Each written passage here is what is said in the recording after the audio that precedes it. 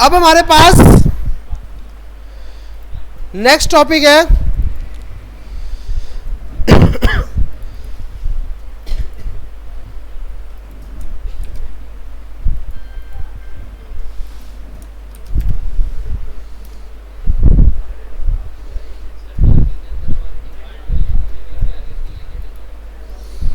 यार, मैं एक मिनट मैं चेक करता हूँ बिहेवियर। हाँ, अच्छा देखें, एक और चीज मार्क्यू के अंदर ना एक और चीज आ रही होती है, बिहेवियर। बिहेवियर में हम पास करते हैं अल्टरनेट। अल्टरनेट का फायदा क्या होता है?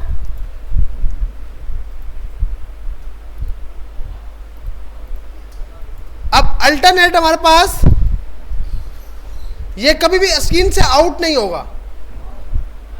सही है भाई? अल्टरनेट से फायदा क्या होता है? अब मैं थोड़ा टेक्स्ट थोड़ा छोटा करता हूं ताकि हमें समझ आ सके। SMIT हैदराबाद लिख देते हैं। अब आप देख रहे हैं, ये SMIT कभी भी सिलानी जो है ये हमारे पास आउट नहीं होगा, पेज से बाहर नहीं जाएगा। हाँ, पेज के ऊपर ही मूव करता रहेगा। तो इस चीज के लिए हम सिंपल क्या लगाते हैं? Behaviour alternate. बाय डिफॉल्ट ये लूप होता है। लूप का मकसद कि भाई चलते रहो। लूप का मकसद क्या होता है?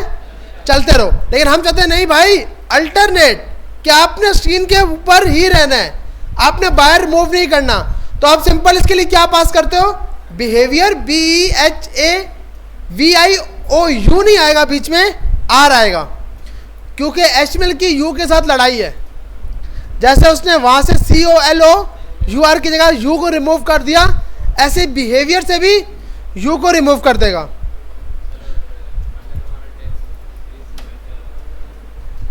नहीं, अगर आपका टेक्स्ट बाहर भी जा रहा होगा ना, देखिए जैसे ये टेक्स्ट है, अब ये स्क्रीन से बाहर जा रहा है, लेकिन वो फिर भी कुछ अपने हिसाब से सेट करेगा। ये आप देख रहे हो, अब इसने कुछ लव जो है वो इस तरह करके मूव करा रहा है। भले बाहर जाए, मसला नहीं है।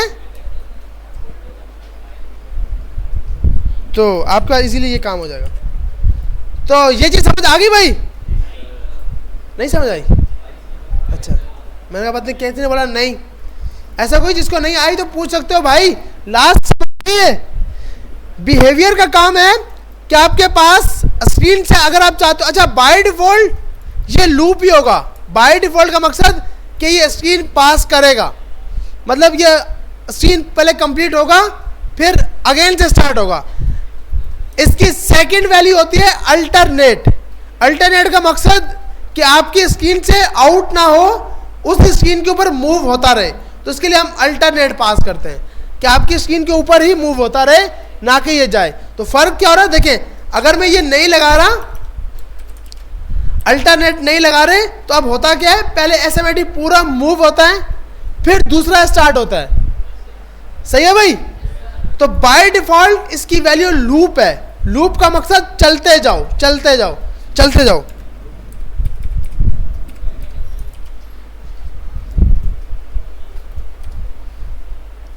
इस चीज को चेक कर लेते हैं। हमें याद नहीं ये चलता है या नहीं चलता।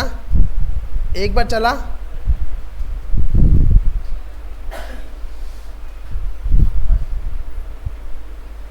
आप देख रहे हो, लूप का मकसद होता है कितनी बार रिपीट हो। लूप में मैंने पास कर दिया, कितनी बार हो? 2 बार। तो जब भी यूजर स्क्रीन पे आएगा सिर्फ 2 बार मूव होगा, उसके बाद खत्म। लेकिन लूप तब चलेगा जब वो मूविंग खत्म होगी। अल्टरनेट पे मूव का काम नहीं होगा। अल्टरनेट लगाया तो ये आपके पास मूव हुआ, मूव होके क्या हो गया? रुक गया। अब दोबारा से मूव तब होगा जब मैं दोबारा से पेज को रिफ्रेश करूंगा। तो लूप में हम जितनी बार वैल्यू, जो वैल्यू पास करेंगे वो उतनी बार चलेगा।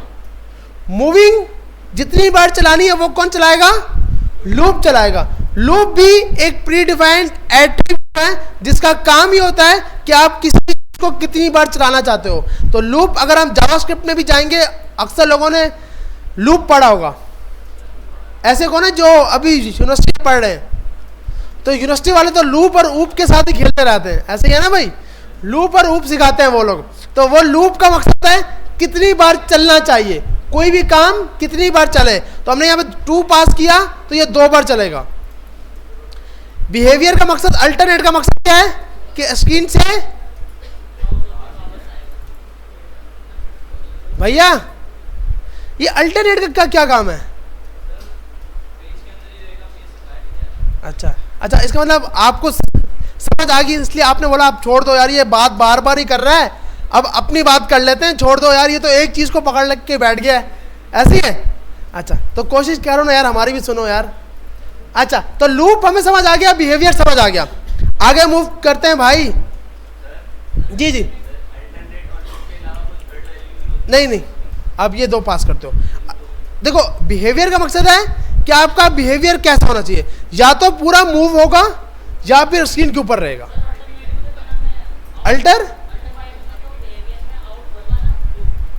अल्टरनेट में आउट नहीं होगा ना, नहीं आउट हो रहा ना भैया। हाँ तो लूप का मकसद आपने कितनी बार चलना है, ये देखो अट्रैक्शन इसकी कितनी बार चल रही है, ये एक और ये दूसरा। अब मैं इसको बोलूंगा यहाँ पे 5 बोलूंगा जैसे, तो ये 5 बार चलेगा, 1 2 3 4, ये 5वां चला, खत्म हो गया।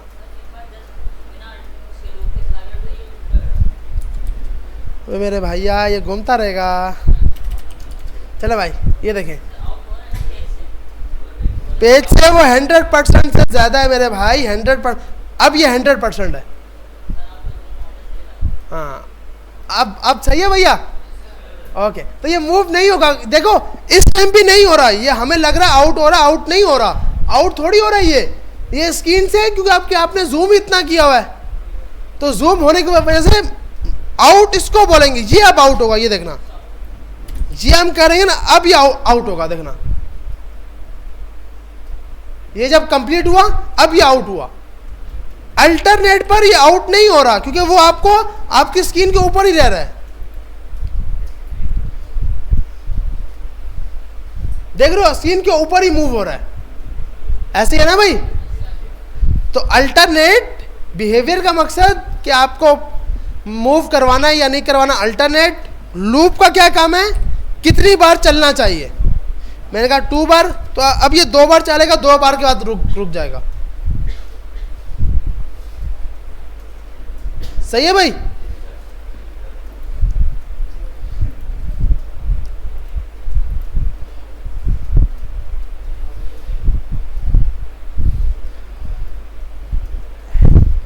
तो इस चैप्टर के अंदर हमने 3 टाइप की लिस्टें पढ़ ली, ऑर्डर, अनऑर्डर। हमें पता है कि ऑर्डर लिस्ट का मकसद होता है कि जो नंबर, अनऑर्डर का मकसद बुल्ड फॉर्मेट, डेफिनेशन लिस्ट जिसमें आप कोई भी टर्मिनोलॉजी को डिफाइन करते हो, जिसमें DT और DD आता है, डेफिनेशन टर्म और definition description. List can be nested inside one another, एक लिस्ट के अंदर दूसरी लिस्ट हो सकती है, नेस्टेड लिस्ट हो सकती है। आप लोगों ने ये बुक में आपके साथ शेयर करूंगा, इस टाइप का आउटपुट ट्राई करना है, ये असाइनमेंट होगी आपकी।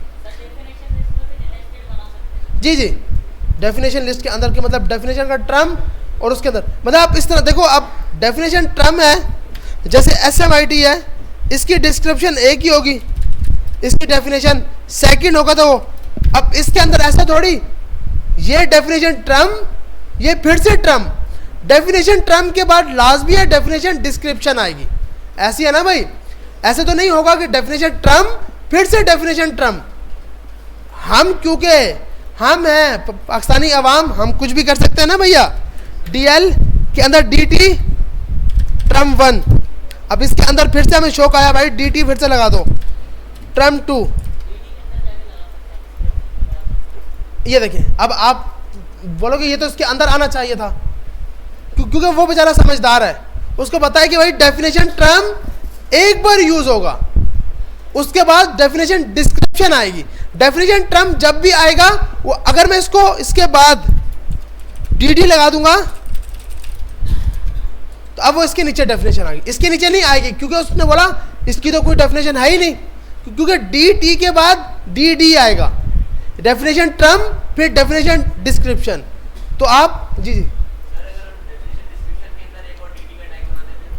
आप इसके अंदर dt का टैग बना दिया हमने टेस्ट, और उसके बाद फिर से dt, ऐसे ही।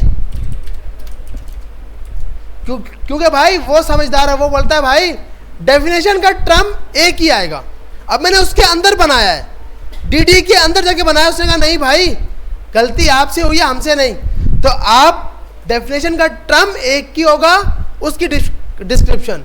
अब आप बोलोगे भाई हमें तो मल्टीपल सिंपल पार्ट्स लगाने हैं, कि सबसे ऊपर हेडिंग, फिर उसके अंदर सब हेडिंग, तो उसके लिए आप dt को यूज नहीं करोगे, OL के साथ, बाहर वाली OL की ऑर्डर लिस्ट, अंदर वाले dt के साथ। मतलब मिसाल के तौर पर अगर मुझे इस टाइप का डेटा शो करवाना है तो मैं इसके लिए ये शो कराऊंगा। यहाँ पे जाकर सबसे पहले मैंने बोला ऑर्डर लिस्ट, ऑर्डर लिस्ट के अंदर आइटम,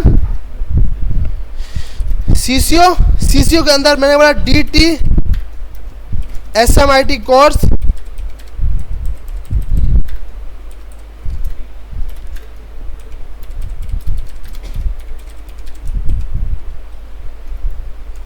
तो अब आप देख रहे हैं ये इसने इसके अंदर रखा है कि आप CCO के अंदर इसने SMIT कोर्स रखा, तो बाहर आपको या OL लगाना है या UL लगाना है। DT लगा दिया तो ये इसको भी एक डेफिनेशन टर्म समझेगा, इसको भी डेफिनेशन टर्म समझेगा। जी जी जी, हाँ अपलोड हो जाएगी, पहले हम समझ लेना यार, वो समझना ज़रूरी है वीडियो से, क्योंकि लाइव में जो सवाल है वो वहाँ पे थोड़ी सवाल कर पाएंगे। तो अच्छा है कि यहाँ पे कोई चीज़ समझ नहीं आ रही यही पूछो, भाई यहाँ रोक दो, समझ नहीं आ रही हमें तो आप बोलो ये, इसलिए कोशिश करो कि भाई यही समझो। वीडियो में तो मसला है कि आप जब मोबाइल खोलते हो और वीडियो देख रहे हो तो किसी का मैसेज आ गया, वहाँ पे चले गए, फिर वो वापसी आने नहीं देता, वो बोलता है नहीं भाई आगे से आगे, फिर हम कहीं और पहुँच जाते हैं। अच्छा भाई, तो हमारे पास ये लिस्ट आ गई तो हमें ये पता लगा कि लिस्ट के अंदर नेस्टेड लिस्ट हम बना सकते हैं, ऐसे है भाई। तो अब हमने जितने भी टैग यूज किए हैं, अच्छा एक टैग और नेक्स्ट चैप्टर भी थोड़ा स्टार्ट कर लेते हैं, टाइम है अभी 6 हुए, थोड़ी लेट स्टार्ट की थी। अगला चैप्टर लिंक। लिंक का काम होता है एक पेज से दूसरे पेज के ऊपर जाने के लिए। हमने इससे पहले भी ये टैग यूज कर चुके हैं, ए का टैग जिसको एंकर टैग बोला जाता है। एंकर टैग का मकसद कि आपके पास एक पेज से दूसरे पेज पे जाएगा, इसके अंदर होता है एच रेफरेंस, जिसकी फुल फॉर्म क्या होती है, हाइपर रेफरेंस, कि आप अपने पेज की लोकेशन बताओ। इससे पहले हमने यूज किया था मेल टू। मेल टू का मकसद कि जब हम ईमेल लगा रहे थे तो हम मेल टू के लिए यूज कर रहे थे। अब जो लोग फर्स्ट दिन है जिनका, वो तो मेरा टेंशन में है मेल टू कहाँ से आ गया। हम यहाँ पे जाते हैं वापसी और उस चीज़ को और देखते हैं, हमने मेल टू यहाँ पे यूज़ किया होगा ना कहीं ना कहीं। मेल टू ये रहा, हमने नेक्स्ट इससे पिछली क्लास में इस तरह यूज़ किया था। मेल टू ए का टैग यूज़ करते हैं, anchor H reference, hyper reference, जिसमें मेल टू पास करते हैं। ऐसी है ना भाई, ताकि जब यूज़र इसके ऊपर क्लिक करे तो ये लिंक हमारी जीमेल अकाउंट 2 में जाकर सेट हो जाए। एक ये चीज़ है। दूसरा हम एंकर यूज़ करते हैं लिंक का टैग एक पेज से दूसरे पेज पे जाने के लिए ए का टैग यूज़ करते हैं। जैसे अगर मैं यहाँ पे 2 पेज बना लूँ, class1.html, class2.html और new.html, तो मेरे पास यहाँ पर 3 फाइलें बन गई। सबसे पहले हमने बना ली new.html,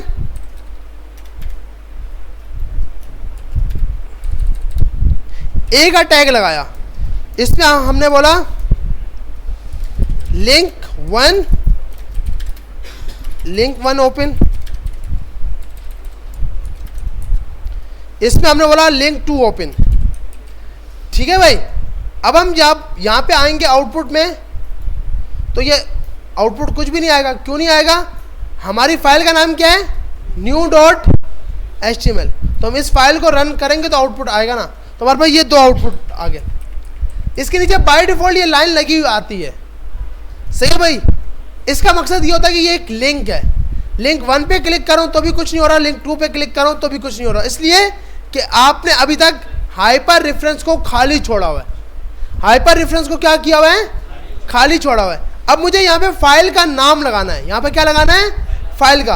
अब एक चीज आपने यहाँ पे याद रखनी है, अगर सेम फोल्डर है, अगर सेम फोल्डर है तो आप डॉट स्लैश लगाओगे। अगर फोल्डर से बाहर निकले किसी और फोल्डर में जाना है तो डबल डॉट स्लैश। ठीक है भाई, ये चीज कैसे समझ आएगी, अगर ऊपर से गई है तो जाने दो, हम इसकी प्रैक्टिस करेंगे, समझ आएगी। अब जैसे मैंने कहा कि यार लिंक 1 पे क्लिक हो तो ये फाइल ओपन हो क्लास 1 वाली, तो मैंने कहा डॉट स्लैश, तो उसने बता दिया इस फोल्डर के अंदर जितनी फाइलें थी सबके सब शो करा दी। मैंने कहा भाई क्लास 1 पे लेके चले जाओ, क्लास 1 डॉट HTML। ये लिंक रेफरेंस लिंक है, ये लिंक कौन सी है, रेफरेंस लिंक। हमारे पास 2 टाइप की लिंक्स होती हैं, रेफरेंस लिंक और एब्सोल्यूट लिंक। रेफरेंस लिंक का मकसद कि फोल्डर आपके उसी फोल्डर के अंदर पड़ा है, जो फाइल है वो आपके उसी फोल्डर के अंदर पड़ी है। एब्सोल्यूट लिंक का मकसद कि फाइल आपके किसी और ड्राइव में पड़ी है, किसी और सिस्टम में, किसी और ड्राइव में पड़ी है। मतलब CDE ये 3 ड्राइव है हमारे पास। अगर D की ड्राइव की फाइल मुझे यूज करनी है तो उस पाथ को मैं क्या बोलूंगा, मैंने एब्सोल्यूट लिंक यूज की है। रेफरेंस पाथ क्या होता है कि वो उसी फाइल के साथ कहीं ना कहीं फोल्डर बना होता है। समझ आ रही है भाई? मिसाल के तौर पर ये, अब इनमें से मैं कोई भी फाइल कॉल करूंगा तो मैं इसको बोलूंगा मैंने रेफरेंस फाइल कॉल की है। मैंने क्या कॉल की है, रेफरेंस फाइल। क्यों जी, हाँ ऑफलाइन, हाँ ये बिल्कुल ऑफलाइन लिंक है, ऑफलाइन लिंक। अब यहां पर जाके हमारे देखो, हमारे पास ना, अब मैं लिंक की बात कर रहा हूं। अब जब आपके पास एक चीज और आती है रिलेटिव यूआरएल। अब रिलेटिव यूआरएल के अंदर 2 लिंक्स आती हैं, रेफरेंस लिंक और एब्सोल्यूट लिंक। एक होती है एब्सोल्यूट यूआरएल, एब्सोल्यूट यूआरएल जो आपके इंटरनेट का यूआरएल होगा, जो इंटरनेट का यूआरएल होगा वो क्या होगा, एब्सोल्यूट यूआरएल। रिलेटिव यूआरएल का मकसद कि भाई वो कहीं ना कहीं रिलेटिव है, पीसी के साथ, बिल्कुल ऐसे, हाँ। और ये एब्सोल्यूट का मकसद वो इंटरनेट पे पड़ा हुआ है। अब देखें, अब जो हम लिंक बना रहे हैं ये रेफरेंस लिंक, ज़्यादा इस पर टेंशन नहीं लेनी। ये 4 लफ्ज़ हैं, ये परेशान कर देते हैं। समझ आई तो ठीक है, नहीं आई तो कोडिंग समझ आनी चाहिए बस। रेफरेंस लिंक का मकसद होता है कि उसी फोल्डर के अंदर फाइल होगी, उसी फोल्डर के अंदर फाइल होगी। एब्सोल्यूट लिंक का मकसद कि वो आपके किसी ड्राइव में, किसी और ड्राइव में पड़ी हुई है, उसके अंदर लिंक है, पानी देना है, किसी और ड्राइव में पड़ी हुई है। एब्सोल्यूट लिंक, ड्राइव से मुराद C ड्राइव है, D ड्राइव है, E ड्राइव है, तो वो जो ड्राइव से लिंक आएगी उस लिंक को हम क्या बोलेंगे, एब्सोल्यूट लिंक। अब रिलेटिव यूआरएल, ये दोनों रिलेटिव यूआरएल है। एब्सोल्यूट लिंक को या रेफरेंस लिंक को, दोनों के दोनों क्या है, रिलेटिव यूआरएल, क्योंकि इसको सिस्टम चाहिए, सिस्टम वही वाला होगा तो ये फाइल एक्सेस कर पाएगा। एब्सोल्यूट यूआरएल का मकसद आप कहीं पर भी वो वेबसाइट चलाओ। सर एंड कर दूं यार, रियाज भी चाय वाले लेके आओ, भाई को नींद आ गई है यार, चाय वाले लेके आए, भाई को नींद आ गई है, या एंड करूं क्लास? अच्छा फिर से तो कोशिश करो ना, मत सो यार, या मेरी समझ नहीं आ रही, कोशिश करो, नहीं आ रही तो कोई मसला नहीं, नेक्स्ट क्लास में समझ आ जाएगी। तो रिलेटिव यूआरएल देखो, क्योंकि सोओगे ना, वो जब एक होता है कि शैतान बोलते हैं अंदर चला जाता है, फिर वो आपको अंदर से तंग करेगा कि भाई उठ जा, बस कर जा, फिर आप मोबाइल यूज़ करोगे, फिर वो उनका मैसेज आ जाएगा, फिर आपका ध्यान वहाँ पे चला जाएगा। अच्छा, तो रिलेटिव यूआरएल का मकसद कि आपके सिस्टम में कहीं ना कहीं फाइल पड़ी है, आपके सिस्टम में फाइल पड़ी है। एब्सोल्यूट का मकसद कि इंटरनेट पे लिंक पड़ी है, कि उसको किसी सिस्टम की ज़रूरत नहीं है, वो विदाउट सिस्टम चल सकता है। अगर हम यूट्यूब की बात करें, यूट्यूब क्या है, एब्सोल्यूट, क्योंकि वो कहीं पर ही बैठ के चलाएं, इंटरनेट पर है। अब जो मेरी अपनी पोर्टफोलियो होगी, अगर वो या ये फाइल है, ये फाइल मैं तब तक इसका आउटपुट नहीं देख सकता जब तक ये लिंक मेरे पास, ये फाइल नहीं होगी। ऐसी है ना भाई, ये फाइल होना ज़रूरी है। तो वो लिंक कौन सी होगी, रिलेटिव, क्या आपके सिस्टम में होनी चाहिए। अब रेफरेंस लिंक और एब्सोल्यूट लिंक, रेफरेंस का मकसद वो फाइल उसी फोल्डर में पड़ी है जिसमें आप काम कर रहे हो, एब्सोल्यूट का मकसद वो किसी और ड्राइव में पड़ी है तो भी एब्सोल्यूट होगा अगर फोल्डर से बाहर है। मतलब आपका मेन फोल्डर है ना, अब जैसे अगर मैं एग्जांपल दूं, जैसे इससे पहले वाले बैचेस के अंदर जैसे कि हम लोग वेबसाइट बना रहे हैं, अब ये वेबसाइट के अंदर फूड वेब मेन फोल्डर है, इससे बाहर जाऊंगा तो ये एब्सोल्यूट हो गया क्योंकि इसका मेन फोल्डर से ये था फूड वेब। अब इसमें कोई फाइल होगी तो वो रिलेटिव होगी, लेकिन अगर इससे बाहर जाएगा तो एब्सोल्यूट हो जाएगा क्योंकि अब उसको वो फोल्डर चाहिए, उस फोल्डर में जाके वो फाइल मांगेगा। सही है भाई, यहां तक सबको समझ आ गया? नहीं आया तो टेंशन नहीं लेनी, हम ट्राई करेंगे तो आ जाएगा। अब क्या है हमारे पास, मैंने ये ए का टैग बनाया एच रेफरेंस। एच रेफरेंस की फुल फॉर्म है हाइपर रेफरेंस। यहां पर डॉट स्लैश क्यों लगाया भाई, ताकि हम ये चेक कर सके इस फोल्डर में कितनी फाइलें हैं।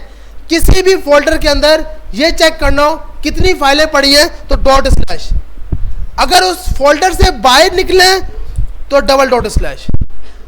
सही है भाई? अब ये बाहर ये सब फोल्डर इसके पड़े हुए, इसके साथ अगर ये, अब ये बताओ ये फाइल न्यू में खड़ा हूं, ये फाइल इसके साथ है, ये इससे बाहर है, साथ है, तो मुझे क्या लगाना चाहिए, डॉट स्लैश क्लास 1। इसी तरह यहां पर भी डॉट स्लैश क्लास 2। अब जब हम इस पे जाएंगे, अब हम यहां पे जाते हैं, पेज पे रिफ्रेश करते हैं, ये बोलेगा भाई क्लास 1 डॉट एचटीएमएल ओपन कर दी, क्लास 2 ओपन कर दी, लेकिन आउटपुट तब नजर आएगा जब हम यहां पे कुछ लिखेंगे।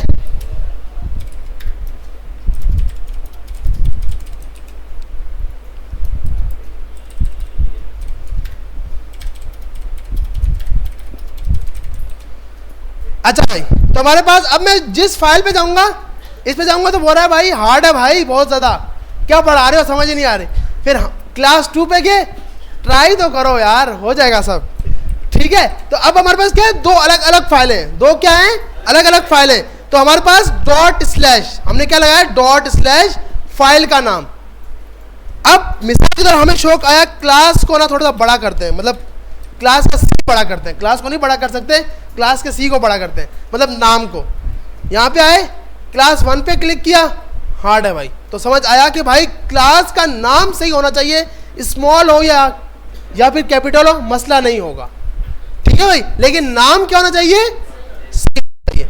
तो अब अगर मैं चाहता हूं कि यार ये दोनों अलग अलग पेज पर ओपन हो, दोनों अलग अलग पेज पर ओपन हो, तो हम क्या पास करते हैं, टारगेट। टारगेट में पास करते हैं ब्लैंक, अंडरस्कोर ब्लैंक। ब्लैंक का मकसद इसके लिए नया पेज ओपन करो। इससे पहले क्या था, अब मैं पेज को रिफ्रेश नहीं करता, इस पर क्लिक करूं, वो इसी पेज को चेंज कर रहा है, इसी पेज को चेंज कर रहा है ना भाई।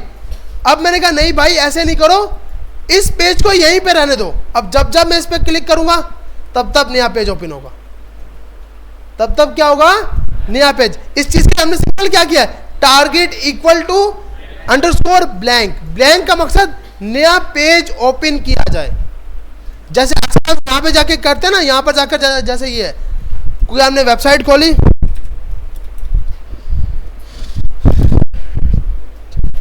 PSL मैच, अब यहां पर जाकर हम अगर किसी भी लिंक पे क्लिक करते हैं, हम करते हैं right link open link in new tab. इस पे सिर्फ क्या लगा हुआ है, अंडरस्कोर ब्लैंक। जैसे इस पे क्लिक करता हूं एक नया पेज खुलता है, एक क्या होता है, नया पेज खुलता है। ऐसे ही है ना भाई, यहां पर भी यही काम है, अगर नया पेज खोलना है, अब हर बार देखो आपके पास अगर हम चेक करें, जब जब इस पे क्लिक करूंगा एक नया पेज खुलेगा, ऐसे ही है ना भाई। तो इस चीज के लिए करने के लिए हम क्या पास करते हैं, टारगेट इक्वल टू ब्लैंक। ठीक है भाई, मेरे ख्याल आज के लिए यहां तक बहुत है, ज्यादा करूंगा तो समझ नहीं आएगा ऊपर से। तो अभी तक हमने सिंपल रेफरेंस लिंक देखा, एब्सोल्यूट लिंक नहीं देखा।